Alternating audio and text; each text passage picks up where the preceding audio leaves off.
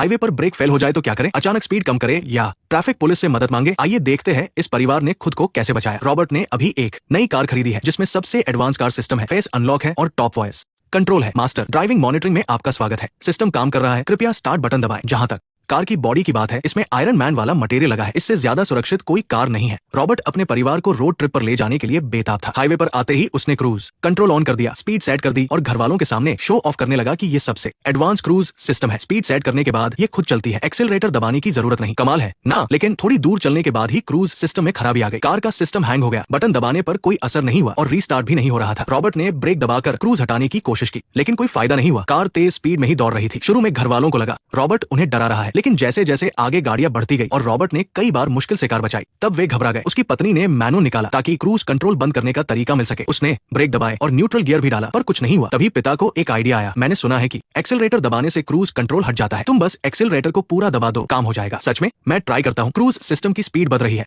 क्या बात है, स्पीड कम करना चाहो तो सिस्टम हैंग हो जाता है और स्पीड बढ़ाना चाहो तो बिल्कुल सही चलता है। दादाजी ने रॉबर्ट से एक और बार ट्राई करने को कहा। शायद एक्सीलरेटर ठीक से नहीं दबा था। तुम एक्सीलरेटर पूरा दबाओ, फिर तुरंत छोड़ दो, फिर दबाओ, फिर छोड़ो। क्रूज सिस्टम स्पीड बढ़ा रहा है, लो कर लो बात। क्रूज बंद तो नहीं हुआ, बल्कि स्पीड भी फुल लिमिट तक पहुंच गई। रॉबर्ट ने तुरंत सेल्समैन को कॉल किया और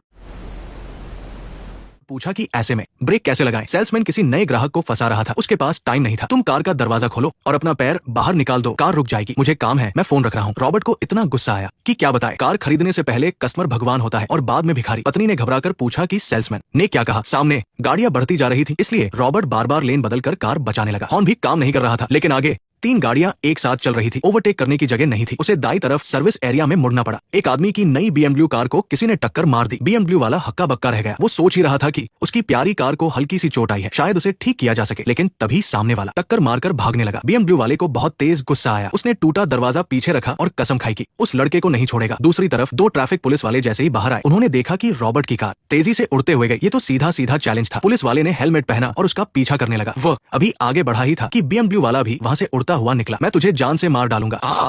BMW वाले ने बहुत दूर तक पीछा किया और देखा कि उसकी स्पीड बहुत ज्यादा है, मुझसे ड्राइविंग में मुकाबला कर रहा है ना? उसने फुल वॉल्यूम में जोश वाला गाना चलाया और एक्सीलरेटर पूरा दबा दिया। आज अगर मैंने तुझे नहीं पकड़ा तो मेरा नाम बदल देना। और इधर रॉबर्ट को पीछे हो रही बातों के बारे में कुछ पता ही नहीं था। वो बस गाड़ी चलाने और ओवरटेक करने पर ध्यान दे रहा था। दादाजी कार के फर्श पर लेटकर चेक कर रहे थे कि कहीं फ्यूज तो खराब नहीं हो गया। सब हैरान थे कि क्या दादाजी को फ्यूज के बारे में कुछ पता भी है। लेकिन जब वो उठे तो उनके हाथ में कई सारे पुर्जे थे। तभी ट्रैफिक पुलिस ने पीछा किया और उन्हें गाड़ी किनारे लगाने को कहा। पुलिस को देखकर रॉबर्ट अगला पार्ट देखने के लिए वीडियो को लाइक करो, चैनल को सब्सक्राइब करो और कमेंट में पार्ट 2 जरूर लिखो।